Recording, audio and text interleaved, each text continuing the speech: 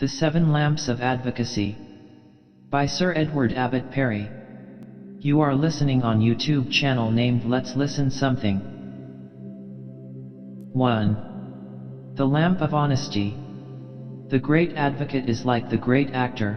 He fills the stage for his span of life, succeeds, gains our applause, makes his last bow, and the curtain falls. Nothing is so elusive as the art of acting, unless indeed it be the sister art of advocacy. You cannot say that the methods of Garrick, Keene, or Irving, Erskine, Hawkins or Russell, were the right methods or the only methods, or even that they were the best methods of practicing their several arts. You can only say that they succeeded in their day, and that their contemporaries acclaimed them as masters.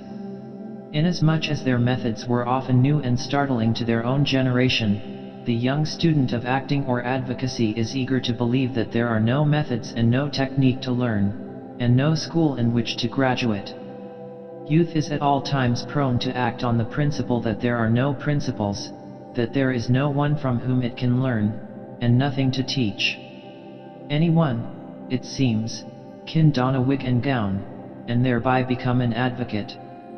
Yet there are principles of advocacy, and if a few generations were to forget to practice these, it would indeed be a lost art. The student of advocacy can draw inspiration and hope from the stored-up experience of his elders. He can trace in the plans and life charts of the ancients the paths along which they strode, journeying towards El Dorado. True, these figures of forgotten advocates are dim and obscure only to be painfully seen through the dusty gauzes of forgotten years, pictured for us in drowsy voluminous memoirs, or baldly reported in moldering lore reports. But if we search these records diligently, we gradually discern a race of worthy men, see them haunting the old libraries, pacing the ancient halls with their clients, proud of the traditions of their great profession. Advocates all. It is in an endeavor to recapture something of the lives of these great ones, and the principles upon which they built their success, that I have struggled through forbidding masses of decaying biography in hopes to catch a faint whisper here and there of the triumphant works and days of my professional forebears. For a race of moderns, that, maybe, care for none of these things, I have lighted again the old lamps which burned so brightly in the days that are gone, which I myself have seen lighting the darkness of our courts, and guiding the footsteps of the judges in the paths of justice and truth. For without a free and honorable race of advocates, the world will hear little of the message of justice. Advocacy is the outward and visible appeal for the spiritual gift of justice. The advocate is the priest in the temple of justice, trained in the mysteries of the creed, active in its exercises. For this reason Wycliffe in his translation of I John 2:1 sanctifies the word in the text, we how ouket anantis the fater, Jesu Christ just. Modern versions retain advocate, but unhappily substitute righteous for just. Advocacy connotes justice. Upon the altars of justice the advocate must keep his 7 lamps clean and burning brightly. In the center of these must ever be the lamp of honesty. The English bar is a society of advocates, though, as Blackstone tells us, we generally call them counsel. The Scots retain the name in their faculty of advocates. The word must be insisted upon for its ancientry and meaning. The order of advocates is, in D'Aguccio's famous phrase, as noble as virtue. Far back in the Capitularies of Charlemagne it was ordained of the profession of advocates that nobody should be admitted therein but men mild, pacific, fearing God, and loving justice, upon pain of elimination. So may it continue, world without end. From the earliest, Englishmen have understood that advocacy is necessary to justice, and honesty is essential to advocacy. The 13th century Mirror of Justices may, as modern jurists hold, be a contemptible legal compilation. It is said to have been written by one Andrew Horne, a fishmonger, and what could he have known, say the learned ones, about the origin and history of legal affairs? Nevertheless, to the reader of today the views of the man in the street, the common citizen of a bygone age, about the place in the world of the advocate is more precious than many black-letter folios of crabbed juridical learning. Some there be, says our fishmonger very shrewdly, who know not how to state their causes or to defend them in court, and some who cannot, and therefore are pleaders necessary, so that what plaintiffs and others cannot or know not how to do by themselves they may do by their sergeants, proctors, or friends. Pleaders are sergeants wise in the law of the realm who serve the commonalty of the people, stating and defending for higher actions in court for those who have need of them. Every pleader who acts in the business of another should have regard to 4 things. First, that he be a person receivable in court, that he be no heretic, nor excommunicate, nor criminal, nor man of religion, nor woman, nor ordained clerk above the order of subdeacon, nor beneficed clerk with the cure of souls, nor infant under 21 years of age, nor judge in the same cause, nor open leper, nor man at a int of falsification against the law of his office. Secondly, that every pleader is bound by oath that he will not knowingly maintain or defend wrong or falsehood, but will abandon his client immediately that he perceives his wrongdoing. Thirdly, that he will never have recourse to false delays or false witnesses, and never allege, proffer, or consent to any corruption, deceit, lie, or falsified law, but loyally will maintain the right of his client, so that he may not fail through his folly or negligence, nor by default of him, nor by default of any argument that he could urge, and that he will not by blow, contumely, brawl, threat, noise, or villain conduct disturb any judge, party, sergeant, or other in court, nor impede the hearing or the course of justice. Fourthly, there is the salary, concerning which 4 points must be regarded: the amount of the matter in dispute, the labor of the sergeant, his value as a pleader in respect of his learning, eloquence, and repute, and lastly the usage of the court. Note how from the earliest days the advocate may in no way maintain or defend wrong or falsehood. It is the right of his client he is there to uphold, and the right only. Nevertheless, although an advocate is bound by obligations of honor and probity not to overstate the truth of his client's case, and is forbidden to have recourse to any artifice or subterfuge which may beguile the judge, he is not the judge of the case, and within these limits must use all the knowledge and gifts he possesses to advance his client's claims to justice. Many good men have been troubled with the thought that advocacy implied a certain want of honesty. Boswell asked Dr. Johnson whether he did not think that the practice of the law in some degree hurt the nice feeling of honesty. To whom the doctor replied, "Why no, sir, if you act properly. You are not to deceive your clients with false representations of your opinion, you are not to tell lies to a judge." Boswell: "But what do you think of supporting a cause which you know to be bad?" Johnson: "Sir, you do not know it to be good or bad till the judge determines it. I have said that you are to state facts fairly, so that your thinking, or what you call knowing, a cause to be bad must be from reasoning, must be from your supposing your arguments to be weak and inconclusive. But, sir, that is not enough. An argument which does not convince yourself, may convince the judge to whom you urge it, and if it does convince him, why, then, sir, you are wrong, and he is right. It is his business to judge, and you are not to be confident in your own opinion that a cause is bad, but to say all you can for your client, and then hear the judge's opinion." Boswell: "But, sir, does not affecting a warmth when you have no warmth, and appearing to be clearly of one opinion when you are in reality of another opinion, does not such dissimulation impair one's honesty? Is there not some danger that a lawyer may put on the same mask in common life, in the intercourse with his friends?" Johnson: "Why no, sir, everybody knows you are paid for affecting warmth for your client, and it is, therefore, properly no dissimulation. The moment you come from the bar you resume your usual behavior. Sir, a man will no more carry the artifice of the bar into the common intercourse of society, then a man who is paid for tumbling upon his hands will continue to tumble upon his hands when he should walk on his feet. I like the rough English common sense of this, but the Irishman in the dock had an inspired vision of the same truth when, in answer to the clerk of the Crown, who called upon him with the familiar interrogatory, "Guilty or not guilty?" he replied with a winning smile, "And how can I tell till I hear the evidence?"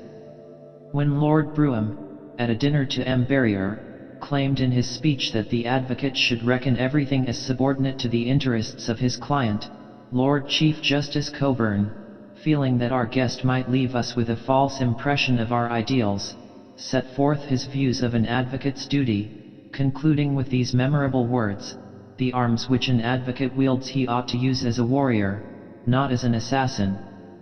He ought to uphold the interests of his client per fas, and not per nefas. He ought to know how to reconcile the interests of his clients with the eternal interests of truth and justice."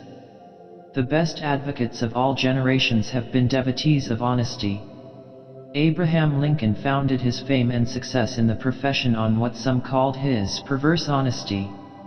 On his first appearance in the Supreme Court of Illinois, he addressed the court as follows: "This is the first case I have ever had in this court, and I have therefore examined it with great care.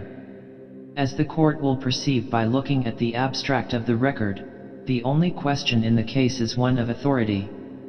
I have not been able to find any authority to sustain my side of the case, but I have found several cases directly in point on the other side. I will now give these authorities to the court, and then submit the case." There have been advocates who regard such a course as quixotic. The late Joshua Williams was asked whether, if an advocate knows of a decided case in point against him which he has reason to believe is not known to the other side, he is bound to reveal it, and gave it as his opinion that in principle this is no part of his duty as an advocate. It must be remembered that this opinion was given when a host of cases were decided against their merits on purely technical points of law, but there is no doubt what the practice ought to be, and what among English advocates the practice is. If an advocate knows the law to be X, it is not honest to lead the court to believe that it is Y. Whether the advocate does this by directly misstating the law, or by deliberately omitting to state it fully within the means of his knowledge, it is equally without excuse, and dims the lamp of honesty. For the advocate must remember that he is not only the servant of the client, but the friend of the court, and honesty is as essential to true friendship as it is to sound advocacy. 2. The lamp of courage. Advocacy needs the king-becoming graces: devotion, patience, courage, fortitude. Advocacy is a form of combat where courage in danger is half the battle. Courage is as good a weapon in the forum as in the camp. The advocate, like Caesar, must stand upon his mount facing the enemy, worthy to be feared, and fearing no man. Unless a man has the spirit to encounter difficulties with firmness and pluck, he had best leave advocacy alone. Richard Bethel, Lord Westbury, in early life took for his motto, "De l'audace et encore de l'audace, et toujours de l'audace." In advising on a case he was always clear and direct, saying that he was paid for his opinion, not for his doubts. Charles Hatton, writing as a layman of Jeffreys in his early days at the bar, shrewdly notes his best quality: "He hath in perfection the three chief qualifications of a lawyer: boldness, boldness, boldness." A modern advocate, kindly reproving a junior for his timidity of manner, wisely said, "Remember, it is better to be strong and wrong than weak and right." The belief that success in advocacy can be attained by influence, apart from personal qualifications, is ill-founded.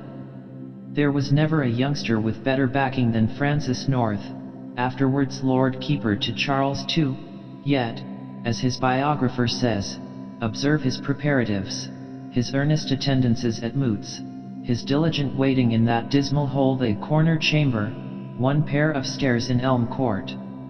In the same way his younger brother, Roger, though born in the ermine, so to speak, had to plod his way up like any other junior.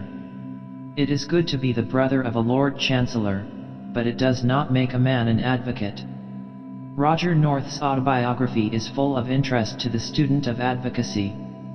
His memory of his first appearance is vivid and entertaining. "I was immediately called," he writes, "to the bar, ex gratia, not having standing, although I had performed such exercises as the house required, save a few.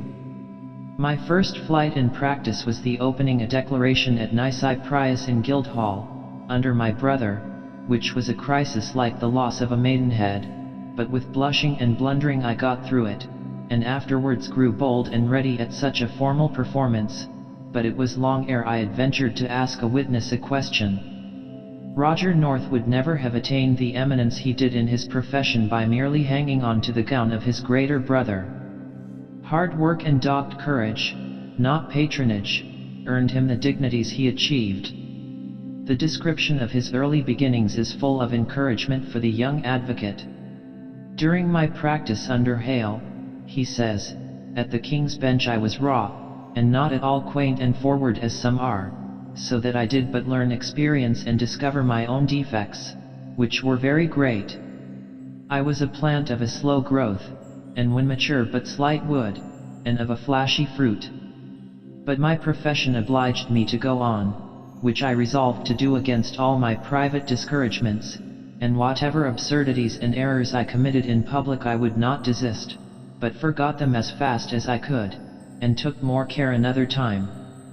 My comfort was, if some, all did not see my failings, and those upon whom I depended, the attorneys and suitors, might think the pert and confident forwardness I put on might produce somewhat of use to them." North held the sound opinion that he who is not a good lawyer before he comes to the bar, will never be a good one after it. It is very true that learning begets courage, and wise self-confidence can only be founded on knowledge. The long years of apprenticeship, the studious attention to preparatives, are, to the advocate, like the manly exercises of the young squire that enabled the knight of old to earn his spurs on the field of battle.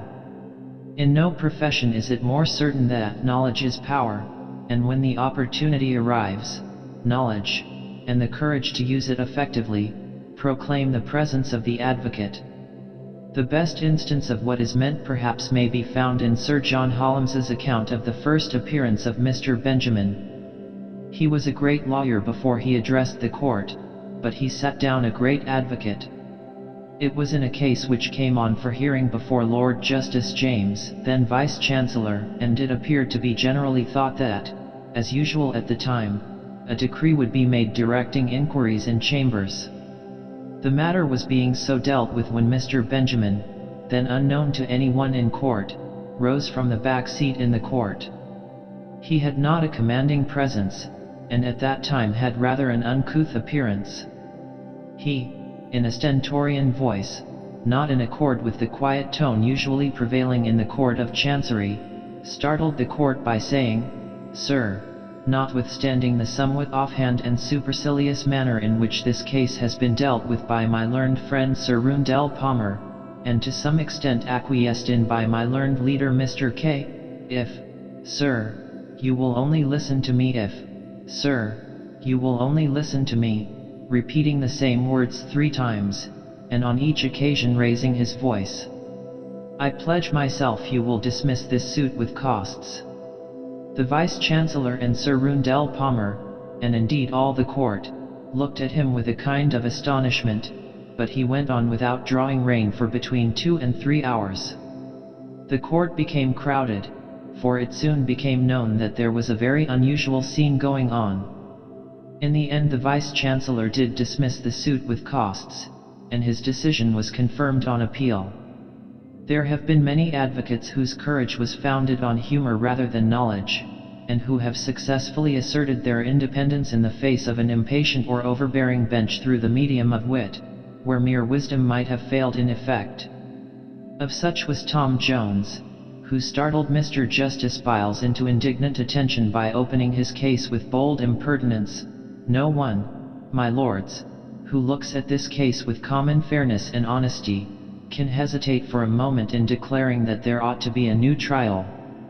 Byles observed, "This is rather strong language to use to us, Mr. Jones. I hope you think that we, at the least, are commonly fair and honest." "We shall see, my lord," said Tom, "we shall see." Sergeant Robinson tells us a further good story of Tom's refusal to be hustled by the bench. "Our friend Tom Jones," he writes, "was a little lengthy sometimes in the exposition of his client's rights, and one day the chief baron said to him, 'Mr. Jones, this case has occupied a great deal of time, and we have a very long list of cases to get through.' 'My lord,' said Tom, 'I have carefully looked through that list, and I did not find there was a single cause in which I or my client was in the slightest degree interested.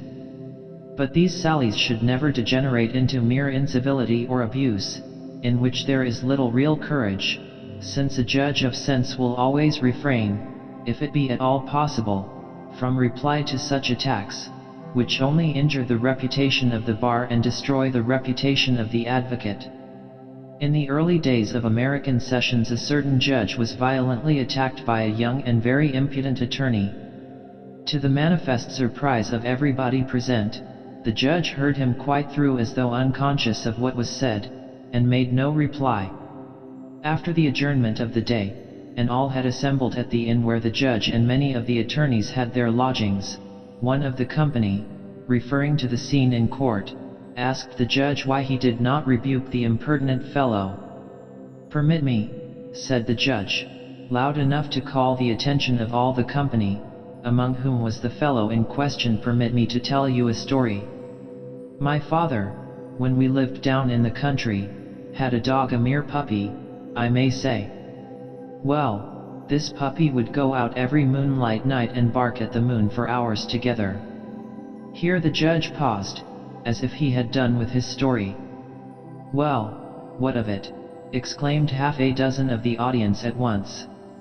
"Oh, nothing, nothing whatever, the moon kept right on, as if nothing had happened."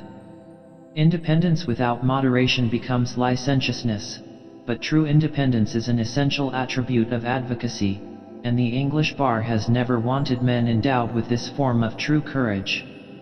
The sacrifice of the highest professional honors to the maintenance of principle has been a commonplace in the history of English advocates, and the names of the living could be added if need be to those who have passed away, leaving us this clean heritage as example. The true position of the independence of the English bar, the right and the duty of the advocate to appear in every case, however poor, degraded, or wicked the party may be, is laid down once and for all in a celebrated speech of Erskine's in his defense of Thomas Paine, who was indicted in 1792 for publishing The Rights of Man. Great public indignation was expressed against Erskine for daring to defend Paine. As he said in his speech, "In every place where business or pleasure collects the public together, day after day, my name and character have been the topics of injurious reflection. And for what? Only for not having shrunk from the discharge of a duty which no personal advantage recommended, and which 1,000 difficulties repelled." He then continued, in words which the learned editor of Howell's State Trials emphasizes by printing in capital letters, to enunciate one of the basic principles of English advocacy. "Little, indeed, did they know me, who thought that such calumnies would influence my conduct. I will forever, at all hazards, assert the dignity, independence, and integrity of the English bar, without which impartial justice, the most valuable part of the English Constitution, can have no existence." From the moment that any advocate can be permitted to say that he will or will not stand between the crown and the subject arraigned in the court where he daily sits to practice, from that moment the liberties of England are at an end. If the advocate refuses to defend, from what he may think of the charge or of the defense, he assumes the character of the judge, nay, he assumes it before the hour of judgment, and, in proportion to his rank and reputation, puts the heavy influence of perhaps a mistaken opinion into the scale against the accused. in whose favor the benevolent principle of English law makes all presumptions, and which commands the very judge to be his counsel. Side by side with this may be set the grand example of William Henry Seward in acting in the defense of the Negro freeman in 1846. A horrible murder was committed. Without any provocation or desire for plunder, Freeman killed a farmer and several of his family. He was easily captured, when he laughed in the face of his captors and acknowledged the crime. He was a recently emancipated slave, deaf, and obviously insane. The sheriff had the greatest difficulty in preventing him from being lynched. The clergyman at the victim's funeral made a rousing appeal for his punishment, which was printed and circulated round the district. Seward undertook his defense, and a storm of prejudice and passion was directed against him to dissuade him from doing what he believed to be his duty as an advocate. In the crowded courthouse, when the judge asked, "Will anyone defend this man?" and Seward rose, and said he was counsel for the prisoner, a murmur of indignation ran round the court. His advocacy was of no avail to the individual, but his eloquent speech remains a noble statement of the duty of the advocate, and a fine example of devotion and courage in the exercise of that duty. The whole speech is worthy of study, as it contains a glowing and reasoned appeal for the right of the most degraded human being in a civilized state to a real hearing of his case in a judicial court, which can only be obtained through honest and competent advocacy. As the yellow harvest moon rose outside the darkening courthouse, his peroration was listened to by the indignant crowd with, at least, outward respect, and it remains a message of encouragement to the advocates of future generations. In due time, gentlemen of the jury, when I shall have paid the debt of nature, my remains will rest here in your midst with those of my kindred and neighbors. It is very possible they may be unhonored, neglected, spurned. But perhaps years hence, when the passion and excitement which now agitate this community shall have passed away, some wandering stranger, some lone exile, some Indian, some Negro, may erect over them an humble stone, and thereon this epitaph, "He was faithful." These words, "as he desired," are engraved on the marble over him, and he is remembered at the American bar as an advocate who upheld its best traditions, and feared not to hold aloft the lamp of courage. 3. The lamp of industry. The first task of the advocate is to learn to labor and to wait. There never was a successful advocate who did not owe some of his prowess to industry. From the biographies of our ancestors we may learn that the eminent successful ones of each generation practiced at least enough industry in their day to preach its virtues to aspiring juniors. Work soon becomes a habit. It may not be altogether a good habit, but it is better to wear out than to rust out. Nothing, we are told, is impossible to industry. Certainly without industry the armory of the advocate will lack weapons on the day of battle. There must be years of what Charles Lamb described with graceful alliteration as the dry drudgery of the desk's dead wood before the young advocate can hope to dazzle juries with eloquent perorations, confound dishonest witnesses by skillful cross-examination, and lead the steps of erring judges into the paths of precedent. All great advocates tell us that they have had either steady habits of industry or grand outbursts of work. Charles Russell had a continuous spate of energy. Many of us can remember him, tireless and active himself, bustling into the robing room at St. George's Hall, Liverpool, and finding several members of the junior bar standing around the fire. "Why are you loafing about here?" he asked. "Why don't you do something?" "We have nothing to do," said the junior bar. "Why don't you go to the races?" he rejoined. "Do something." Abraham Lincoln owed his sound knowledge of law to grim, zealous industry. As a storekeeper he studied Blackstone out of shop hours, perched on a woodpile or lying under a tree. On circuit, in the bedroom of the village inn, a candle at his head and his feet protruding over the footboard of his bed, he lay reading law until 2 in the morning, undisturbed by snoring comrades. When possible, he would read aloud, for thus, he said, two senses catch the idea. First, I see what I read. Second, I hear it, and can therefore remember it better. In after life, to every student who came near him, his advice was, work, work, work. Advocacy is indeed a life of industry. Each new success brings greater toil. Campbell, writing home from the Oxford circuit, describes the weary round of his daily task. Some advocates suffer thus every day the court sits, whilst others sit round and suffer envy. I ought to have got so far tonight on my way to Hereford, but we have a long day's work before us, and I shall be obliged to travel all tomorrow night. You can hardly form a notion of the life of labor, anxiety, and privation which I lead upon the circuit. I am up every morning by 6. I never get out of court till 7, 8, or 9 in the evening, and, having swallowed any indifferent fare that my clerk provides for me at my lodgings, I have consultations and read briefs till I fall asleep. This arises very much from the incompetence of the judge. It is from the incompetency of judges that the chief annoyances I have in life arise. I could myself have disposed of the causes here in half the time the judge employed. He has tried 2 causes in 4 days. Poor fellow, he is completely knocked up. An advocate must study his brief in the same way that an actor studies his part. Success in advocacy is not arrived at by intuition. Mr. O'Brien, in his excellent biography of Charles Russell, details an interesting conversation with his hero which enforces this truth.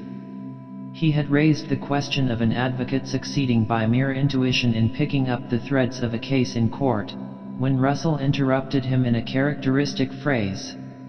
"That's all nonsense," he said. "You don't know anything by intuition. You have to work hard and to think hard. I get some good help, as I tell you. My mode of work is this: one of these young men reads the brief and makes a note, a full one.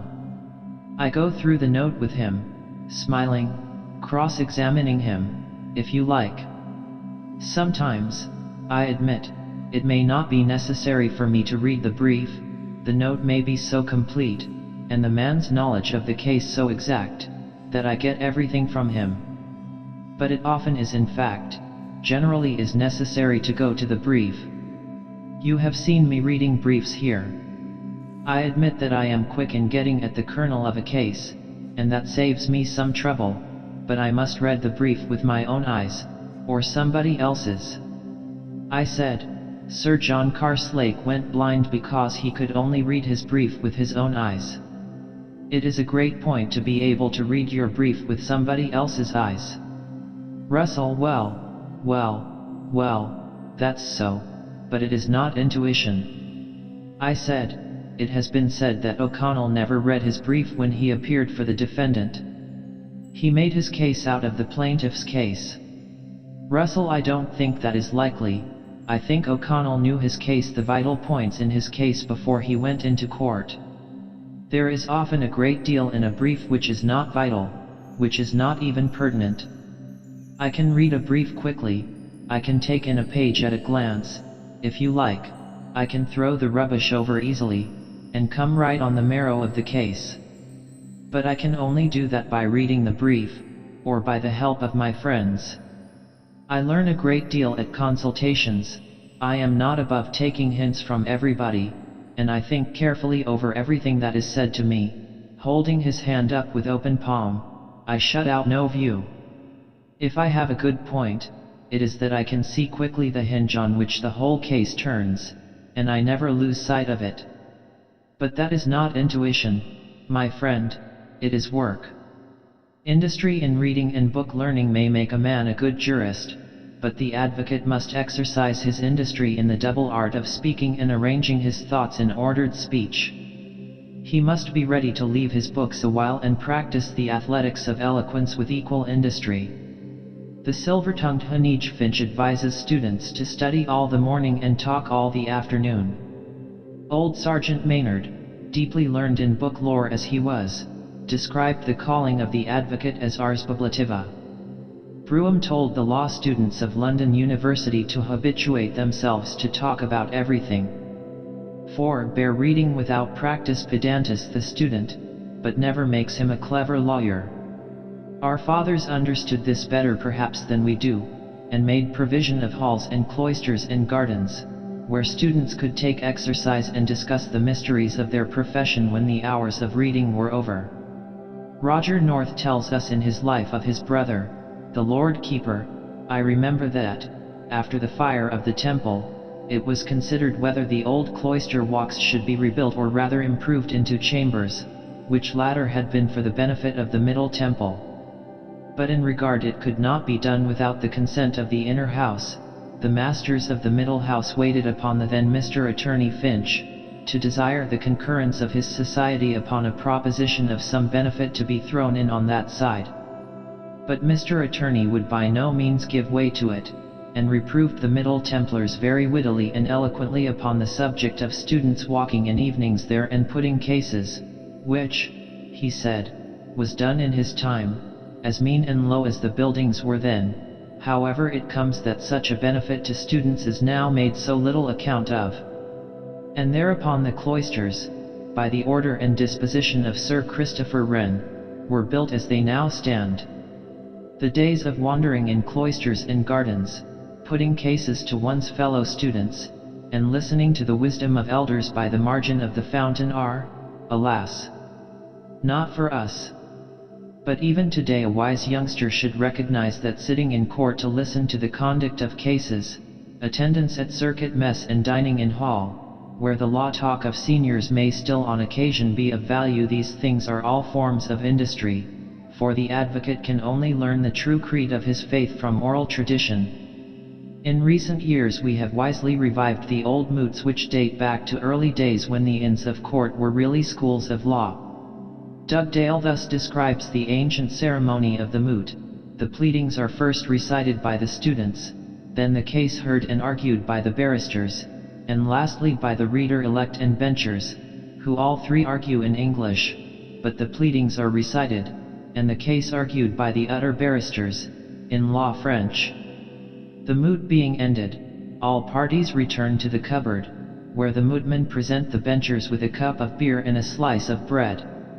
Roger North also remembers that in his day, the time of Charles II, the custom of mooting had been discontinued for upwards of a century, but modern wisdom brings us back to many old customs of our fathers, and today all dramatic methods of education are recognized as of greater value than dictatorial lectures. And not only are these more social forms of industry good in themselves, but they are the only antidote to that despondency and dread of failure which cloud the brightest and most hopeful mind in the long days of apprenticeship. Even the greatest advocates have suffered such moments. Had John Scott yielded to his own sinking inclinations, he might have been a provincial barrister at Newcastle instead of Lord Chancellor. Kenyon nearly became a Welsh parson instead of Chief Justice of England, and Russell tells us that in our own day Gully nearly exiled himself to the Straits Settlements, and Herschel proposed to emigrate to the Indian bar.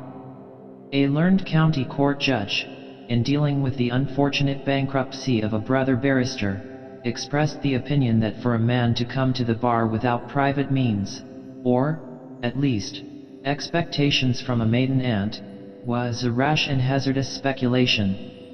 His dictum was unsound in law and history. Some of the greatest advocates began life as poor men. And though men of wealth have succeeded in advocacy, yet poverty is a true friend to industry. Parts and poverty, said Lord Chancellor Talbot, are the only things needed by the law student. Kenyon, when asked by a fashionable lady how her son might best prepare for success at the bar, said, "Let him spend all his money, marry a rich wife, spend all hers, and when he has got not a shilling in the world, let him attack the law." For a lawyer, as an old pleader said, must be prepared in his early days to eat sawdust without butter, or, as Lord Eldon put it, to live like a hermit and work like a horse. If a man is endowed with health and industry, the profession of an advocate is not a rash and hazardous speculation. He may even without blame give hostages to fortune, remembering that when Erskine made his first appearance at the bar his agitation nearly overcame him, and he was just about to sit down a failure when, he says, "I thought I felt my little children tugging at my gown, and the idea roused me to an exertion of which I did not think myself capable." He succeeded, indeed, far beyond his expectations, and he found, when he had overcome that first modest inertia which benumbs even the greatest genius, that he was fully equipped to fight the battles of his clients against all comers. And the reason of it was that he had not failed to read and learn and digest beneath the lamp of industry. 4. The lamp of wit. At the back of this little word wit lies the idea of knowledge, understanding, sense. In its manifestation we look for a keen perception of some incongruity of the moment. The murky atmosphere of the court is illuminated by a flash of thought, quick, happy, and even amusing. Wit, wisely used, bridges over a difficulty, smooths away annoyance, or perhaps turns aside anger, dissolving embarrassment in a second's laughter. Nor can laughter in court, a derogatory parenthesis unknown in the official law reports, be wholly condemned among human men. How much lies in laughter, the cipher key wherewith we decipher the whole man. Laughter may be derisive, unkind, even cruel, or it may be rightly used as a just weapon of ridicule wherewith to smite pretension and humbug. It may be gracious and full of kindliness, putting a timid man at his ease, or instinct with good humor, softening wrath or mitigating tedious irrelevancy. It may be the due recognition of a witty text preaching a useful truth, that could otherwise be expressed only in a treatise, as when common law said unto Chancery, truth will leak out even in an affidavit, or when Erskine replied to Kenyon, who suggested that he should apply to Chancery for relief, would your lordship send a dog you loved there? From the earliest times wit has been a light to lighten the darkness of advocacy. Cicero was noted for the jests and repartees which punctuated his forensic speeches, and these were held not foreign to the business of the forum. Yet, like many a man of wit, he stumbled on occasion through the temptation of the gift, and offended some with malevolent sayings, as Bethel and others have done in our own time. It is easy to forget the poet's warning about the medium in all things. Pedants and bores resent all forms of wit, but a real humorist rejoices in nothing so much as a good story against himself. Rufus Choate was a man of great eloquence and abounding vocabulary, but he had a true sense of wit. No one enjoyed better the remark of Mr. Justice Wilde, a dry, precise judge who, out of court, on occasion allowed his wit expression. He was asked by a junior if he had not heard that Mr. Worcester had just published a new edition of his dictionary with a great number of additional words. Gripping his young friend's arm, he said in a perturbed whisper, "No, I had not heard of it. But, for God's sake, don't tell Choate." Choate had his own wit, which charmed many juries to his client's cause. No one could more pleasantly disperse the frowning morality of a common jury by a human simile. What could be more pastoral and poetical than his description of his clients in an Arcadian divorce case? They were playful, gentlemen of the jury, not guilty. After the morning toil they sat down upon the haymow for refreshment, not crime. There may have been a little youthful fondling, playful, not amorous. They only wished to soften the asperities of haymaking. One can see the jury broadening into sympathy and smiles over the pleasantry of the final phrase. Often the wit of an advocate will turn a judge from an unwise course where argument or rhetoric would certainly fail. Lord Mansfield paid little attention to religious holidays. He would sit on Ash Wednesday, to the scandal of some members of the bar, whose protests made no impression upon him.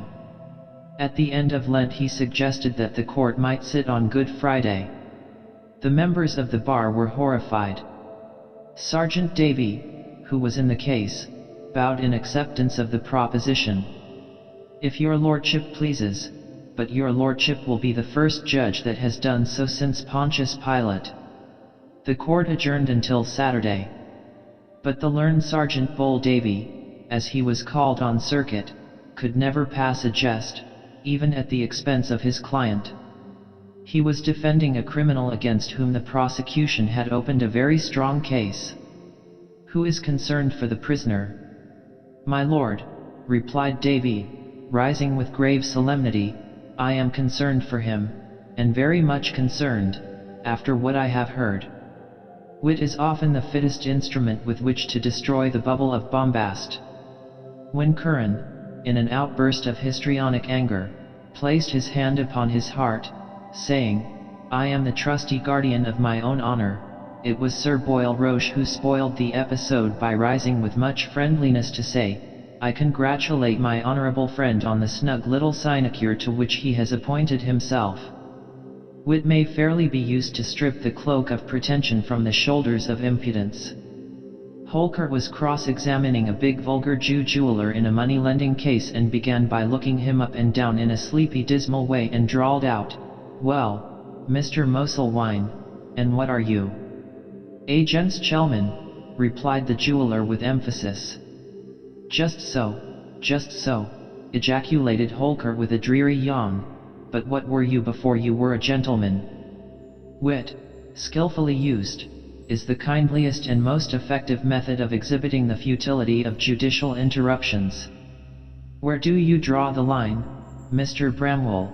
asked a learned judge in the Court of Common Pleas. "I don't know, and I don't care, my lord. It is enough for me that my client is on the right side of it." Wit and courtesy need never be divorced. They are, indeed, complementary.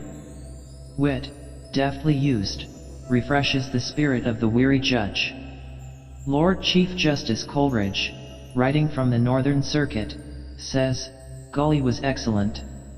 His phrase, when he asked for a stay of execution in order to consider more at leisure some of your lordship's observations, tickled my fancy very much. Misdirection was never more courteously described. Satire or irony is often in danger of being misunderstood by the simple-minded jury. Ridicule, to be effective, must be pointed, even extravagant.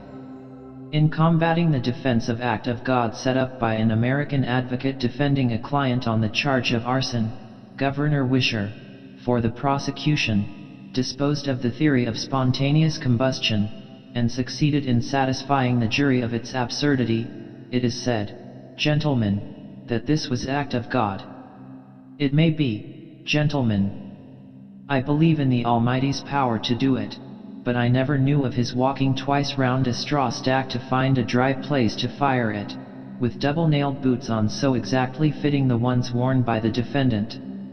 Bowen, on the Western Circuit, was less fortunate. Prosecuting a burglar caught red-handed on the roof of a house, he left the case to the jury in the following terms: "If you consider, gentlemen, that the accused was on the roof of the house for the purpose of enjoying the midnight breeze, and, by pure accident, happened to have about him the necessary tools of a housebreaker, with no dishonest intention of employing them, you will, of course, acquit him."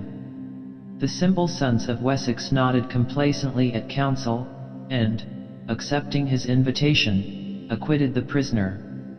And as there is danger of satire being misunderstood, there is also a certain danger that an advocate, in an endeavor to shorten a case, may fail to drive home all the points he seeks to make. Modern advocates, however, are more likely to remind the bench of Quintilian's maxim, "There is not so much inconvenience in listening to superfluous matter as to be ignorant of such things as are necessary," than to remember the more pertinent first principle of their own art, that brevity is the soul of wit. It has always been a reproach to our advocacy that it injured its clients by calculated circumlocution, an exuberance of verbosity, and a prolixity of style and method ruinous to the widows and the fatherless and the strangers that strayed within the gates of the temple. Good advocacy displays the highest form of wit in an instinct for brevity. The healthy appetite of judge and advocate alike is shown in a keenness to get through the rind of the orange and reach the pulp as soon as possible. This wit and wisdom of Bramwell should be painted on the wall in bold letters of silver opposite every judge on the bench, and in larger letters of gold over every bench in the kingdom in the face of the nation's advocates. Judges are, indeed, a long-suffering race, but there are some advocates difficult to suffer gladly. Mr. Justice Whiteman showed a Christian forbearance to Mr. Ribden, who, after pounding away for several hours, began repeating himself unto the third or fourth iteration. Really, Mr. Ribden, you know, you've said that before. Have I, my lord? I am very sorry. I quite forgot it. Don't apologize, said the mild old judge, patiently stifling a sigh. I forgive you, for it was a very long time ago. How many advocates weary juries into forgetfulness by long-continued repetition of their cross-examination, often giving a clever witness opportunities of rehabilitating himself, forgetting Josh Billings's immortal advice, when you strike aisle, stop boring. Many a man has bored clean through and let the aisle run out of the bottom. But whatever sound maxims may be cited, it is to be feared that there will always be a line of advocacy answering to the definition of length without breadth. Nor will the old story, first told, perhaps, of Chief Baron Kelly, ever want a new and even more long-winded hero. A legal comrade of Kelly on circuit dreamed that they appeared before the tribunal on the great day of judgment. Upon Kelly's name being called, and his being put up in the dock, the recording angel arose and shouted out in a loud voice, "No other case will be taken today. Lest I should provoke a similar reproof from a devout reader, let me leave the lamp of wit upon the altar of justice and retire from the pulpit." 5. The Lamp of Eloquence. The eloquence of advocates of the past must largely be taken on trust. There is no evidence of it that is not hearsay. For, though we have the accounts of ear witnesses of the eloquence of Erskine, Scarlett, Choate, or Lincoln, and can ourselves read their speeches, the effect of their eloquence does not remain. We are told about it by those who experienced it, and can believe or not as we choose. It is the same with actors. It requires genius to describe acting, so that the reader captures some of the experience of the witness. Fielding did it for Garrick when he took Partridge to see Hamlet. Charles Lamb can feature the old actors for us on the screen of the written page, but how few real records remain of the eloquence of the advocates of old. Perhaps the best way to realize their powers is to read their speeches aloud, but even then they seem diffuse and out of proportion to the present interest in the litigation. The most eloquent advocacy that is reported in print is to be found not in law reports, but in fiction, in the speeches of Portia and Sergeant Buzfuz, for instance, where for all time the world continues hanging on the lips of the advocate in excited sympathy with the client. There are some who think that rhetoric at the bar has fallen in esteem. The modern world has certainly lost its taste for sweet and honeyed sentences, and sets a truer value on fine phrases and the fopperies of the tongue, but there will always be a high place in the profession for the man who speaks good English with smooth elocution, and whose speeches fall within Pope's description. Fit words attended on his weighty sense, and mild persuasion floaty in eloquence. The test of eloquence in advocacy is necessarily its effect upon those to whom it is addressed. The aim of eloquence is persuasion. The one absolute essential is sincerity, or, perhaps one should say, the appearance of sincerity. As Garrick reminded a clerical friend, we actors portray fiction as if it were truth, and you clergymen preach truth as if it were fiction. It is no use preaching to a jury, but the eloquence of persuasion will work miracles, and there is a well-authenticated story on every circuit of the criminal who, listening with rapt attention to his counsel's pathetic details of his wrongs, burst into sobs after his peroration, crying out, "I never knew I was such an ill-used man until now, help me, I never did." It would appear from the history of advocacy that the flame of the lamp of eloquence may vary from time to time in heat and color. One cannot say that the style of one advocate is correct and another incorrect, since the style is the attribute of the man and the generation he is trying to persuade. Yet, however different the style may be, the essential power of persuasion must be present. He must, as Hamlet says, be able to play upon his jury, knowing the stops, and sounding them from the lowest note to the top of the compass. Brougham's tribute to Erskine's eloquence is perhaps the best pen picture of an English advocate we possess, and it is noticeable how he emphasizes this power of persuasion and endeavors to solve the psychology of it. He places in the foreground the physical appearance of the man, a great factor in each style of advocacy.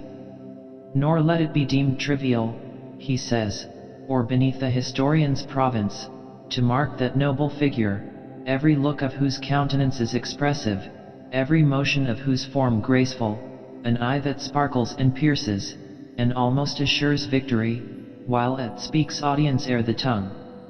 Juries have declared that they felt it impossible to remove their looks from him when he had riveted and, as it were, fascinated them by his first glance, and it used to be a common remark among men who observed his motions that they resembled those of a blood horse, as light, as limber, as much betokening strength and speed, as free from all gross superfluity or encumbrance. Then hear his voice of surpassing sweetness, clear, flexible, strong, exquisitely fitted to strains of serious earnestness, deficient in compass indeed, and much less fitted to express indignation, or even scorn, than pathos, but wholly free from harshness or monotony. All these, however, and even his chaste, dignified, and appropriate action, were very small parts of this wonderful advocate's excellence. He had a thorough knowledge of men, of their passions, and their feelings. He knew every avenue to the heart, and could at will make all its chords vibrate to his touch. His fancy, though never playful in public, where he had his whole faculties under the most severe control, was lively and brilliant. When he gave it vent and scope it was eminently sportive, but while representing his client it was wholly subservient to that in which his whole soul was wrapped up, and to which each faculty of body and of mind was subdued the success of the cause. And if one reads the speeches of our greatest advocates and the records of those who heard them, one finds that each had some peculiar condiment of eloquence, so that if one could beg a flavor from each one might hope to produce an olio of super-eloquence. Bethel, for instance, was a master of deliberation, remembering Bacon's maxim that at a slow speech confirmeth the memory, addeth a conceit of wisdom to the hearers. Shorthand writers listened eagerly to his speeches, fearing to miss a sentence that would ruin their report. Repetitions and unnecessary phrases were banned, and useless words he looked upon as matter in the wrong place. His voice was clear and musical, and he had a telling wit. Students from the first thronged the court to learn his magic, and judges listened to him with respect. When he was a junior it is said that Sir John Leach, the master of the rolls, succumbing to his arguments, said, "Mr. Beat Hell, you understand the matter as you understand everything else." And that was the real secret of Mr. Bethel's eloquence. Sergeant Copley, better known as Lord Lyndhurst, was not a brilliant or showy advocate, but, as a friend said, had no rubbish in his head. He won many of his triumphs by dexterous and successful sophistry and his extreme plausibility of manner. Mr. James Grant tells us that a perpetual smile played on his countenance while he gazed at the faces of the court and the jury, and there was something so winning in the tones of his voice that he must have been a man possessing a remarkably lively perception of the real facts of a case, of a vigorous intellect, and of great energy of character, who was not carried away by Mr. Copley's address. The mere wording of the description might suggest to an unsympathetic reader that Sergeant Copley was the fascination fled cavalier of the bar, but the intention of the writer was probably to portray something of that charm of manner which is often a form of eloquence leading to the highest success in advocacy. Gully, in our own day, possessed it in a high degree. It is easy to fall under the spell of it in court, but it would require the pen of a genius to recall it to life on the printed page.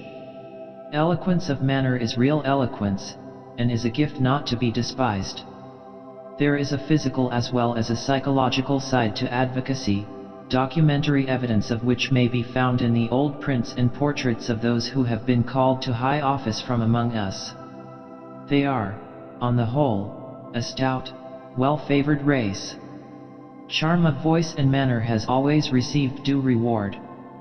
Thomas Denman had a fine, musical voice, an easy manner, and the sincerity and fervor of his address made him a popular advocate.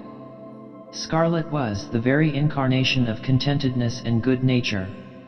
A spectator notes his perpetual cheerfulness, his laughing and seductive eyes, his how do you do style as he used to stand before the jury, fold up the sides of his gown on his hands, and then, placing his arms on his breast, smile in their faces from the beginning to the end of his address, talking all the while to them as if he were engaged on a mere matter of friendly conversation. Many an advocate has attempted a similar method with but small success, and there must have been, as Mr. Atlee says, an exquisite dexterity in his method of address that does not reach us through contemporary descriptions. The effect of it was undoubted. A North Country juryman was once asked, after a long assize at Lancaster, "What do you think of the councillors on the Northern Circuit?" "Why," he replied, "there's not a man in England can touch that Mr. Brougham." "But you gave all the verdicts to Mr. Scarlett." "Why, of course, he gets all the easy cases." It is eloquence that persuades the jury that your case is the easy case. As Cobbett said, and Cobbett had a common jury mind, he is an orator that can make me think as he thinks, and feel as he feels. Mr. Montague Williams has pointed out that the best English eloquence of his time was founded on what he calls a solid style of advocacy. As leading examples, he writes, "Of what I may call the solid style, I should name Sergeant Shee, Sergeant Parry, and Lord Justice Holker. When I say solid, I do not refer to heaviness of manner, but to solidity of appearance, robustness of speech, and a general air of good English honesty." This style is very taking with the juries of this country. It was the heavy, nay, almost languid, way in which Lord Justice Holker opened his cases, taken in conjunction with his sudden awakenings and bursts of eloquence when important points were reached, that rendered his style of advocacy so telling. Nearly every great advocate has found it necessary to make use of the eloquence of persuasion. Charles Russell is the one exception. He did not seek to persuade, he directed the court and jury. Whether or not he was, as Lord Coleridge said, the biggest advocate of the century, he was undoubtedly a very great advocate. Clearness, force, and earnestness were the basic qualities of his eloquence. It was said of him that ordinarily the judge dominates the jury, the counsel, the public, he is the central figure of the piece. But when Russell is there, the judge isn't in it. Russell dominates everyone. But no man can dominate a jury in a doubtful case, and though Russell was supreme in a good case, he had not that power possessed in a high degree by another great advocate still, happily, among us, Sir Edward Clarke, who could not only insinuate doubts into the hearts of the jury, but could leave his arguments so clearly in men's minds that he became, as it were, the 13th man on the jury when they retired to consider their verdict. This requires real eloquence.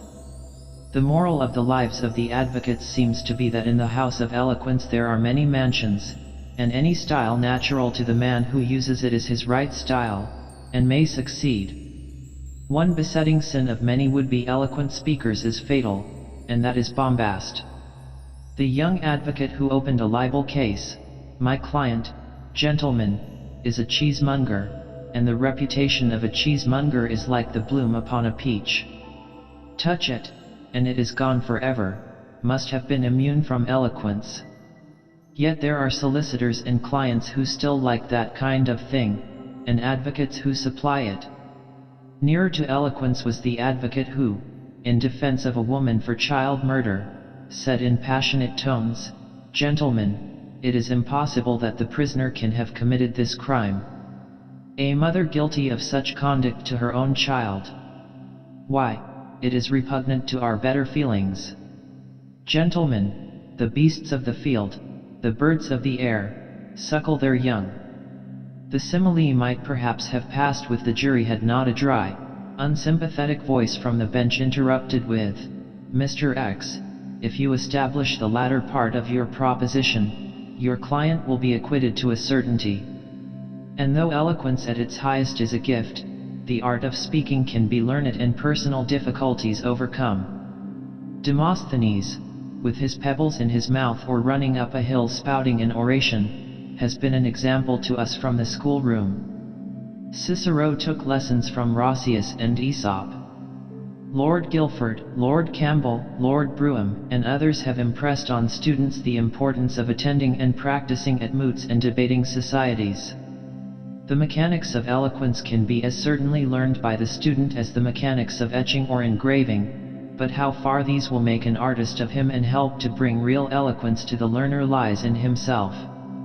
There is no golden rule of method, but there is this golden principle to remember that the message of eloquence is addressed to the heart rather than the brain. This is well put by Lord Chesterfield, who was more human than many will allow, when he wrote to his son, "Gain the heart, or you gain nothing. The eyes and the ears are the only road to the heart." Merit and knowledge will not gain hearts, though they will secure them when gained. Pray have that truth ever in your mind. Engage the eyes by your address, air, and motions, soothe the ears by the elegancy and harmony of your diction, the heart will certainly follow, and the whole man and woman will as certainly follow the heart. Thus is the grammar of the matter set down by a skilled grammarian, yet it is but a bundle of dry sticks and kindles no flame. The high privilege of lighting the torch at the lamp of eloquence is a gift of the gods, for orators are born, and not made. 6. The lamp of judgment. Judgment inspires a man to translate good sense into right action. I would not quarrel with the philosopher who describes judgment as an instinct, but I would bid him remember that even an instinct is acquired by cunning rather than luck. Let no one think that he can attain to sound judgment without hard work. The judgment of the advocate must be based on the maxim, "He that judges without informing himself to the utmost that he is capable cannot acquit himself of judging amiss." A client is entitled to the independent judgment of the advocate. Whether his judgment is right or wrong, it is the duty of the advocate to place it at the disposal of his client. In the business of advocacy, judgment is the goods that the advocate is bound to deliver.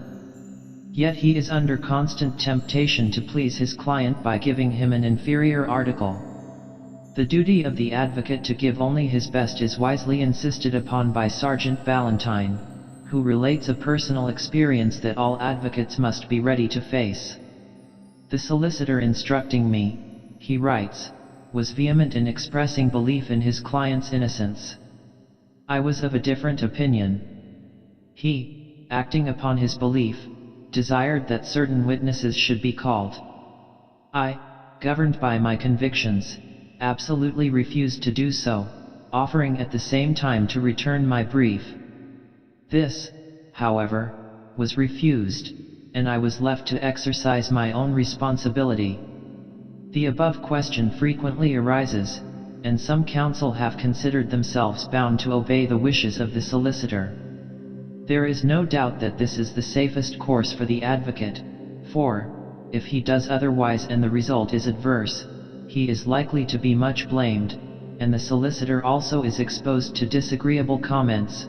But I hold, and have always acted upon the opinion, that the client retains counsel's judgment, which he has no right to yield to the wishes or opinions of anyone else. He is bound, if required, to return his brief, but if he acts against his own convictions he sacrifices, I think, his duty as an advocate. An advocate of judgment has the power of gathering up the scattered threads of facts and weaving them into a pattern surrounding and emphasizing the central point of the case. In every case there is one commanding theory, to the proof of which all the facts must be skillfully marshaled. An advocate with 1 point has infinitely greater chances than an advocate with 20 points. Rufus Choate was an advocate of great judgment, and not only was he enthusiastic and diligent in searching for the central theory, or hub of his case, as he called it, but having made up his mind what it was, he rightly put it forward without delay, believing that it was the first strike that conquered the jury. Parker, his biographer, tells us that he often said to me that the first moments were the great moments for the advocate. Then, said he, the attention is all on the alert, the ears are quicker, the mind receptive. People think they ought to go on gently, till, somewhere about the middle of their talk, they will put forth all their power. But this is a sad mistake. At the beginning the jury are all eager to know what you are going to say, what the strength of your case is. They don't go into details and follow you critically all along, they try to get hold of your leading notion, and lump it all up. At the outset, then, you want to strike into their minds what they want, a good, solid, general view of your case, and let them think over that for a good while. If, said he emphatically, you haven't got hold of them, got their convictions at least open, in your first half hour or hour, you will never get at them at all. Abraham Lincoln had a genius for seeing the real point of his case and putting it straight to the court. A contemporary who was asked in later life what was Lincoln's trick with the jury replied, he saw the kernel of every case at the outset, never lost sight of it, and never let it escape the jury. That was the only trick I ever saw him play. Sir Henry Hawkins held the same view. He used to say, concentration is the art of argument. If you are diffuse, you will be cut up in detail. And he was fond of quoting the teachings of Denman on this subject. Remember also to put forward your best points first, for the weak ones are very likely to prejudice the good ones if they take the lead. It would be better advice to say never bring them forward at all, because they are useless. Johnny Williams, who appeared with Brougham and Denman for Queen Caroline, was a man of great sagacity, but much given to strong expletives. He was once induced by an attorney, against his own better judgment, to ask a question, the answer to which convicted his client on a capital charge. The circuit considered he was well justified, when the trial was over, in turning to the attorney and saying with great emphasis, formal expletives omitted, go home, cut your throat, and when you meet your client in hell, beg his pardon. But an apology was also due from Williams for surrendering his judgment to that of his attorney. In nothing does the advocate more openly exhibit want of judgment than in prolixity. Modern courts of justice are blamed by the public, not wholly without cause, for the length and consequent expense of trials. To poor people this may mean a denial of justice. No one desires that the judge should constantly interfere with counsel in the discharge of their duties, but it seems to be his duty on occasion to blow his whistle and point out to the combatants that they are offside. If everyone connected with the trial of an action were to train and use his judgment and co-operate with the judgments of his fellow workers in a policy of anti-waste, a great reproach would be lifted from our courts of justice. Prolixity is no new disease. Many wise judges have sought to eradicate it. In the time of Charles II, things seem to have been in a specially bad way, and Lord Guilford, though he probably went to dangerous extremes, was well thought of by the public for his endeavor to speed up the legal machine.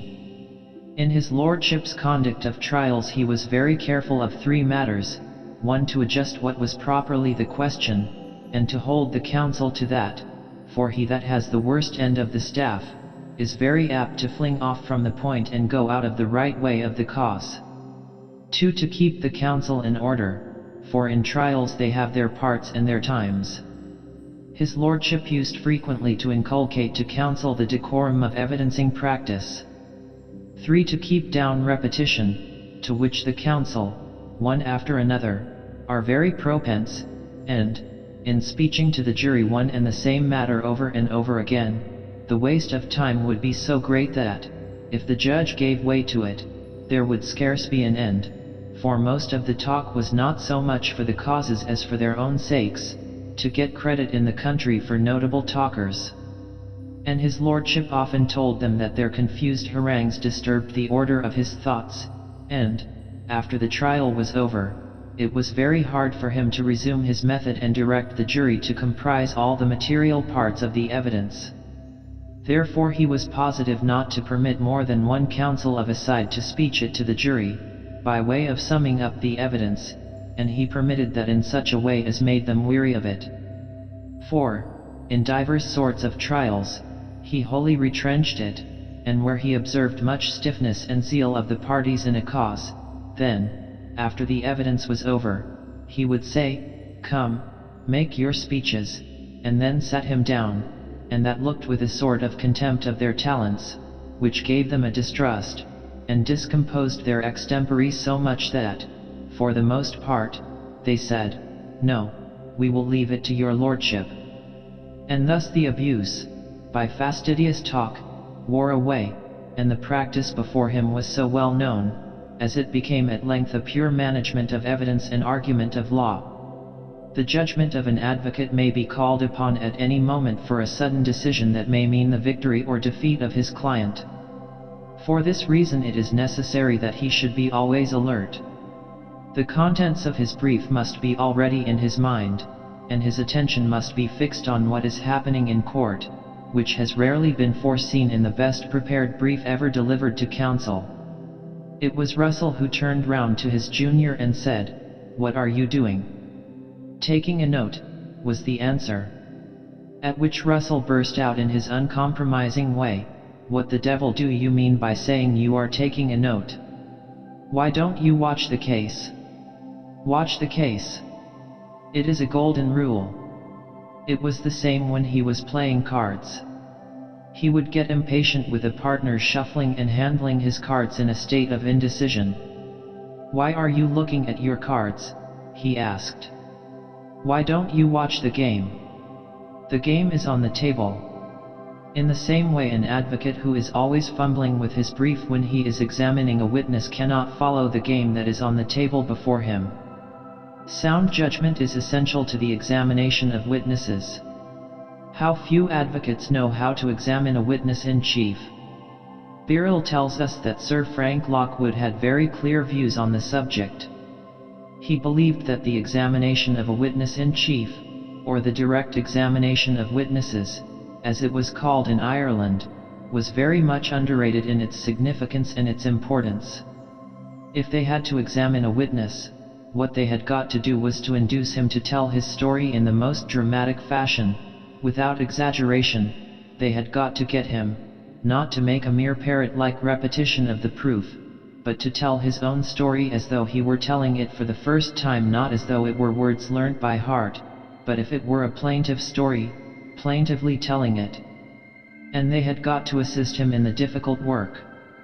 They had got to attract him to the performance of his duty, but woe be to them if they suggested to him the terms in which it was to be put. They must avoid any suspicion of leading the witness, while all the time they were doing it. They knew perfectly well the story he was going to tell, but they destroyed absolutely the effect if every minute they were looking down at the paper on which his proof was written. It should appear to be a kind of spontaneous conversation between the counsel on the one hand and the witnesses on the other, the witness telling artlessly his simple tale, and the counsel almost appalled to hear of the iniquity under which his client had suffered. It was in this way, and in this way alone, that they could effectively examine a witness. There is probably more waste of time and irrelevance in the examination of witnesses in chief than in any other procedure of counsel. This is the modern drama of it. Counsel, his eyes glued to his brief, "Your name is Mary Ann Snooks." Witness, annoyed Martha Ann. Counsel, "Oh, yes, Martha Ann Snooks, and you are the wife of Thomas Snooks, the bookmaker. Witness, very indignant, nothing of the sort. Counsel, I beg your pardon, my mistake, bootmaker. Witness, and has been this 30 year. Counsel, and you live at 139 Doncaster Street, Upper Tulse Hill. Witness, we did live there, we've moved now, sir. Counsel, what is your present address? Etc., etc., ad lib. Consider for a moment, if you will, the horrid waste of all this irrelevance standing between the court and Mrs. Snooks's version of what she saw of an accident in High Street, Kensington, and reducing her to a state of nervous irritation antipathetic to accurate testimony. How much more businesslike was the method of the 18th century. In a state trial in the days of Queen Anne, the name of the lady is announced in the oath, and then counsel approaches her, as Sir Frank Lockwood might have done. Pray, madam, will you be pleased to acquaint my lord and the jury what you know concerning the matter, and what passed between your brother Mr. Culpeper and Mr. Deaner at his first coming to him? Much public time could be saved by more economical methods of examination in chief, and greater efficiency would be ensured. Cross-examination, too, is almost entirely a matter of judgment. 2 golden rules handed down from the 18th century, and maybe from beyond, are still unlearned lessons to each succeeding generation of advocates. 1. Never ask a question without having a good reason to assign for asking it. 2. Never hazard a critical question without having good ground to believe that the answer will be in your favor. Sergeant Ballantyne has some just observations on the art of cross-examination and the use and abuse of it. The records of justice, he says, from all time show that truth cannot, in a great number of cases tried, be reasonably expected. Even when witnesses are honest, and have no intention to deceive, there is a natural tendency to exaggerate the facts favorable to the cause for which they are appearing, and to ignore the opposite circumstances, and the only means known to English law by which testimony can be sifted is cross-examination. By this agent, if skillfully used, falsehood ought to be exposed, and exaggerated statements reduced to their true dimensions. An unskillful use of it, on the contrary, has a tendency to uphold rather than destroy. If the principles upon which cross-examination ought to be founded are not understood and acted upon, it is worse than useless, and it becomes an instrument against its employer. The reckless asking of a number of questions on the chance of getting at something is too often a plan adopted by unskillful advocates, and noise is mistaken for energy. Mr. Baron Alderson once remarked to a counsel of this type, "Mr. You seem to think that the art of cross-examination is to examine crossly. How few advocates have the capacity to let well alone. They must repeat and emphasize, and repeat." In a case tried before Sir Henry Hawkins, a junior, not content with his own witness's answer, continues. Junior, emphatically, "And you are quite sure of this?" Witness, "Yes." Junior, "Quite." Witness, "Quite." Junior, "You have no doubt about it?" Witness, "Well, I haven't much doubt, because I asked my wife." Sir Henry, pouncing on his prey, "You asked your wife in order to be sure in your own mind?" Witness, "Quite so, my lord." Sir Henry, "Then you had some doubt before?"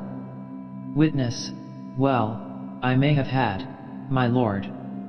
It is part of the advocate's role to make the jury believe in his infallibility, and every question he asks that gives the witness an opportunity to score off him and belittle him in their eyes is an error of judgment. Sergeant Buzfuz, who conducted his case with fine judgment, was guilty of a grave error in his examination of Sam Weller. Browbeating is always a dangerous policy. It antagonizes the jury and leads to reprisals. There is an old story of the counsel in an assault case who asked the witness at what distance from the parties he was at the time of the assault. Not content with the reply of a few feet, but pressing for greater accuracy, he was answered by the witness, "Just 4 feet 5½ inches." "How do you come to be so very exact, fellow?" asked counsel sternly. "Because I expected some fool or other would ask me, so I measured it." A good story, too, is told against Lord Coleridge in Mr. O'Brien's Life of Lord Russell. He appeared in a libel action for a young lady who had been expelled from a college. His case was that the breaches of discipline were trivial, and he pressed Mrs. Kennedy, the mistress of novices, asking what his young client had done. Mrs. Kennedy said, as an example, that she had eaten strawberries. "Eaten strawberries," exclaimed Coleridge. "What harm was there in that?" "It was forbidden, sir," replied Mrs. Kennedy simply. Coleridge should have accepted her answer, but he retorted with a contemptuous question, not foreseeing the reprisal. "But, Mrs. Kennedy, what trouble was likely to come from eating strawberries?" "Well, sir," replied Mrs. Kennedy, "you might ask what trouble was likely to come from eating an apple, yet we know what trouble did come from it." Coleridge's cross-examination dissolved in laughter, in which, of course, he joined good-naturedly.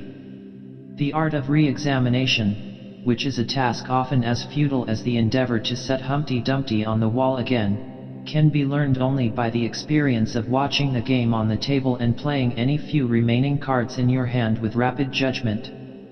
A wise student will take Lord Halsbury's advice and go to the Old Bailey to study cross-examination, and, if Lockwood's view still holds good, he might attend the Chancery Courts to learn how not to re-examine.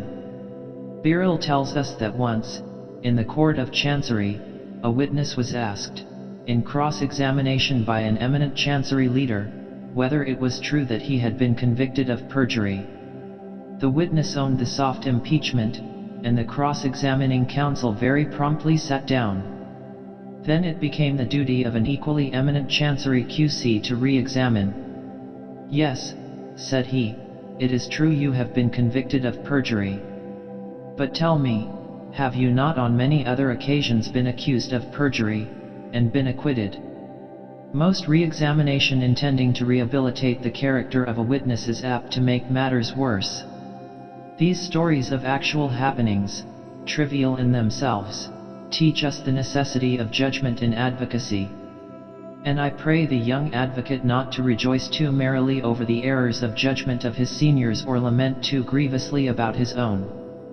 Bear in mind that by acknowledged error we may learn wisdom, and that the only illuminant for the lamp of judgment is the oil of experience. 7. The lamp of fellowship. An advocate lacking in fellowship, careless of the sacred traditions of brotherhood which have kept the lamp of fellowship burning brightly for the English bar through many centuries, a man who joins the bar merely as a trade or business, and does not understand that it is also a professional community with public ideals, misses the heart of the thing, and he and his clients will suffer accordingly. Fitzjames Stephen wisely said of the English bar that it is exactly like a great public school, the boys of which have grown older, and have exchanged boyish for manly objects. There is just the same rough familiarity, the general ardor of character, the same kind of unwritten code of morals and manners, the same kind of public opinion expressed in exactly the same blunt, unmistakable manner. The very title of Inns of Court is redolent of hospitality, fellowship, and even conviviality. How many glorious things have their beginnings at an inn! How pleasant it would be to investigate with the antiquarians the earliest origins of our Inns of Court. But to come to comparatively modern days, Sir John Fortescue, who was Chief Justice of the King's Bench in the time of Henry VI, gives us a pleasant picture of their traditions of fellowship.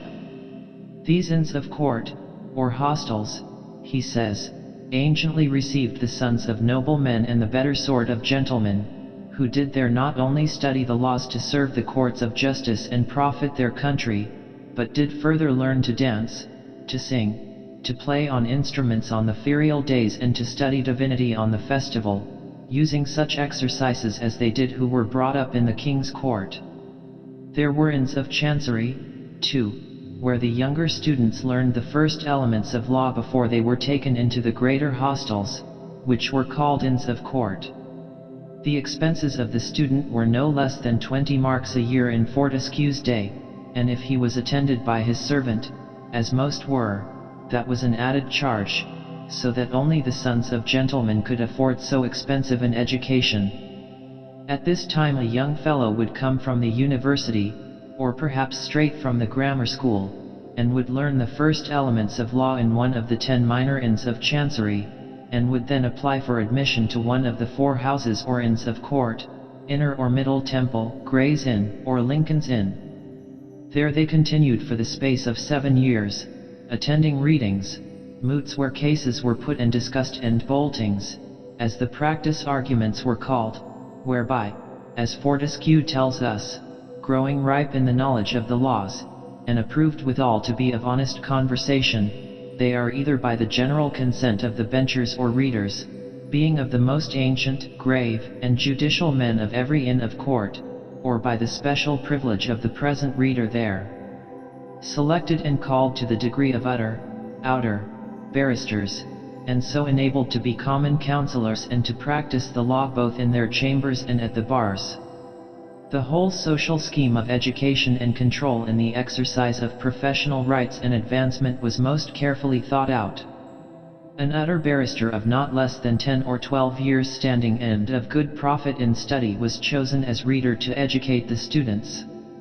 At about 15 years standing he became a bencher, after which he might be appointed a sergeant, and go away to Sergeant's Inn, that important society where none but sergeants and judges do converse, and from which alone could judges be chosen. It was for this reason that the judges always addressed a sergeant as brother. I can well remember as a boy feeling a certain glow of satisfaction at hearing the judges in the Tichborne trial calling my father Brother Parry, and it seems a pity that this fraternal greeting, this courteous link of fellowship between bench and bar, necessarily disappeared with the abolition of Sergeant's Inn. Yet, though the talisman is no longer spoken, the spirit of brotherhood will always be with us. In the old days education in the law was undertaken very seriously, but in a fraternal spirit. The reader would propound a case, the utter barristers would declare their opinion, the reader would confute the objections laid against him, and the students would eagerly note the learned points of the seniors. These readings took 4 or 5 hours daily, and were held in the halls. The moots and the boltings took place after supper, and at other times among the students under the leadership of a barrister. But the whole term was not taken up with the dry study of the law. There were feastings, grand nights, and, greatest of all, the Christmas Saturnalia, at one of which, after a costly dinner, a pack of hounds was brought into the hall, a fox and a cat were let loose, and a mad hunt took place. Isaac D'Israeli gives an excellent account of these wild doings, taken from a rare tract supposed to have been written in 1594. Supper ended, he writes, the constable marshal presented himself, with drums playing, mounted on a stage borne by 4 men, and carried round. At length he cries out, a lord, N.C., and then calls his mock court every one by name. Sir Francis Flatterer, of Fowl's Hurt, Sir Randall Racabite, of Rascal Hall, in the county of Rakehell, Sir Morgan Mumchance, of Much Monkery, in the county of Mad Mopery, Sir Bartholomew Baldbreech, of Buttockberry, in the county of Breakneck. They had also their mock arraignments. The King's Sergeant, after dinner or supper, orator like, complained that the constable marshal had suffered great disorders to prevail. The complaint was answered by the common sergeant, who was to show his talent at defending the cause. The King's Sergeant replies, they rejoin, N.C., till one at length is committed to the Tower, for being found most deficient.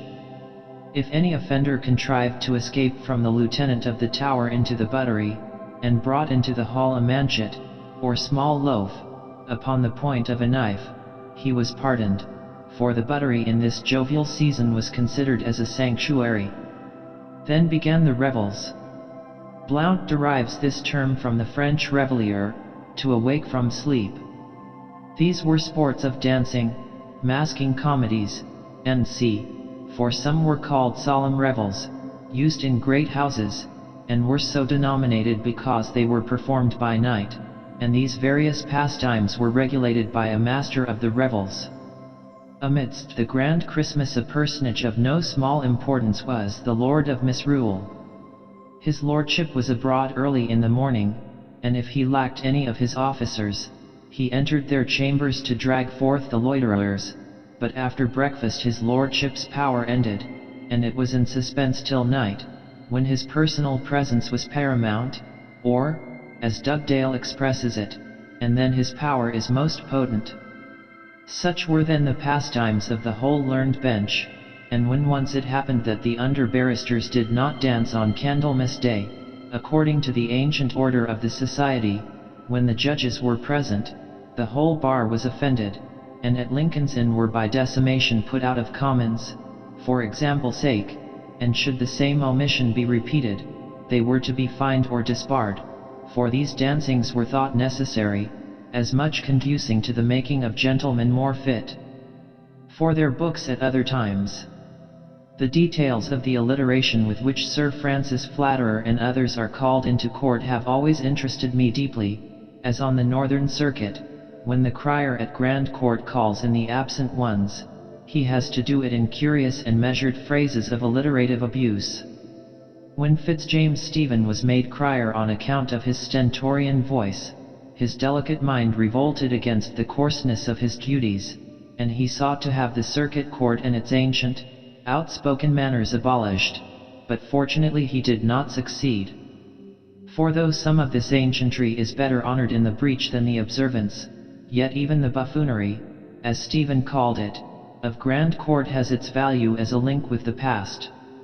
It is an excellent thing for the profession that in the same way as the lessons of advocacy in the past were learned by the young students from their elders, who sat at meat with them and shared their lives in intimate and homely fashion, so today we enter a common inn, dine at a common table, join a common mess upon circuit, all of which is evidence of the continuance of that right spirit of fellowship which, to my mind, is an essential of advocacy. The fellowship of the Temple springs from its long traditions of brotherhood among the Templars.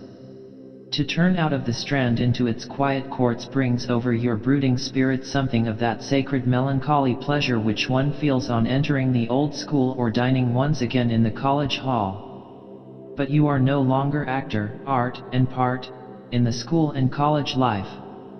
Here in the Temple, though others are judges and benchers and fashionable leaders, you can still wander in shabby honesty in the gardens, pull down some of the old volumes in the library, and dine below the salt with your fellow ancients.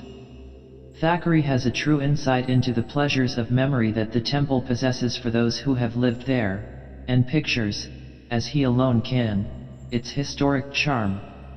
Nevertheless, he writes, those venerable inns which have the lamb and flag and the winged horse for their ensigns have attractions for persons who inhabit them, and a share of rough comforts and freedom which men always remember with pleasure.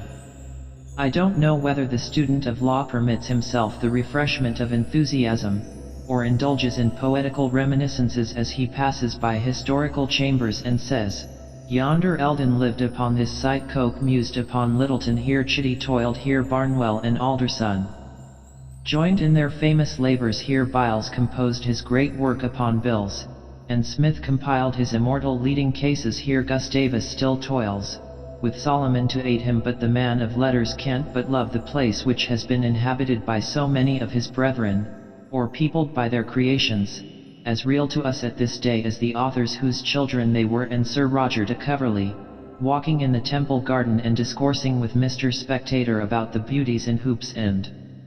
Patches, who are sauntering over the grass, is just as lovely a figure to me as old Samuel Johnson rolling through the fog with the Scotch gentlemen at his heels on their way to Dr. Goldsmith's chambers in Brick Court, or Harry Fielding, with inked ruffles and a wet towel round his head, dashing off articles at midnight for the Covent Garden Journal while the printer's boy is asleep in the passage. The temple is full of ghosts, honest ghosts with whom it is a privilege to claim fellowship. There are some who speak of the bar sneeringly as a trade union, which it certainly is, and to my thinking one of the oldest and best unions. And if advocacy could be honestly described as a trade, then the phrase trade union might be accepted without demur. For the basic quality of a trade union, that which has made these institutions thrive against opposition, is the spirit of fellowship and unselfishness, which is the ideal of its members. We have seen how of old the senior members of the bar trained up the juniors in the mystery of their craft, and throughout the practice of the profession it has always been a point of honor for the elders to assist the beginners in those difficult days of apprenticeship. What could be more delightful and encouraging to a youngster than to be received by his genial, handsome leader in the presence of an admiring attorney, after the fashion that Montague Williams tells us of his first meeting with Sergeant Shee? "I shall never forget," he writes, "my consultation with dear old Sergeant Shee. I knew very little about pleadings, and matters of that kind, and so the work naturally made me feel somewhat nervous. On going upstairs to the consulting room to see Sergeant Shee, whom I already knew slightly, I had my brief stuck under my arm, somewhat ostentatiously, I am afraid. The old sergeant patted me on the shoulder and said, 'Lots of briefs flowing in, my boy, delighted to see it.' When we had taken our seats, and the consultation had begun, he said, turning to the solicitor who instructed us, 'Winning case pleadings all wrong. That young dog over there smelled it out long ago, as a terrier would a rat, I can see at, Montague Williams. You've found it out, I can see it by your face.' Heaven knows I was as innocent of finding anything out as the man in the moon. I sniggered feebly, and then the sergeant proceeded to put into my mouth the vital blots in the case of our adversary, which he alone had discovered. That was the way leaders treated their juniors then. I must leave my successors at the bar to decide whether or not things are the same now. With equal kindness that great man and honest advocate, Abraham Lincoln, stretched out the hand of welcome and encouragement to the younger men who came along. James Haynes tells us the story of his first brief, The People v. Gideon Hawley. "There were," he says, 32 indictments against my client for obstructing a public road, and as the authorities were inclined to make an example, the case was somewhat serious. I retained Mr. L. to conduct the defense, and after we had completed our preparations he said, 'Of course, you will make the opening speech.' I was surprised, for I had supposed that he would want to assume full control, and I said as much, adding that I would prefer him to take the lead. 'No,' he answered, and then, laying a hand on my shoulder, he continued, 'I want you to open the case, and when you are doing it, talk to the jury as though your client's fate depends on every word you utter. Forget that you have anyone to fall back upon, and you will do justice to yourself and your client.' I have never forgotten the kind, gentle, and tactful manner in which he spoke those words," Mr. Haynes continued, "and that is a fair sample of the way he treated the younger members of the bar. No man ever attains a position at the bar in which he can afford to despise the opinion of his fellow men. The eulogies of public journals, even the praise and patronage of attorneys, are of no worth compared with the respect of the bar. As a French advocate wrote, a solid reputation proceeds only from the court." Charles Russell, who stood on a somewhat lonely eminence at the head of his profession, and dealt with the affairs of his fellows in a very rough-handed and independent manner, was at heart very jealous of the good opinion of the bar. He had, during the course of a trial, cross-examined a lady with great severity, and afterwards received an anonymous letter of a very abusive character, in which he was charged with having been guilty of conduct in his cross-examination which no gentleman should pursue towards any woman.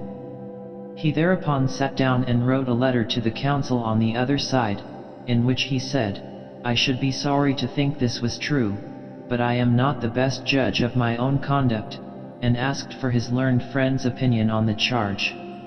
The interesting point of the correspondence is that Russell felt that it might possibly be true.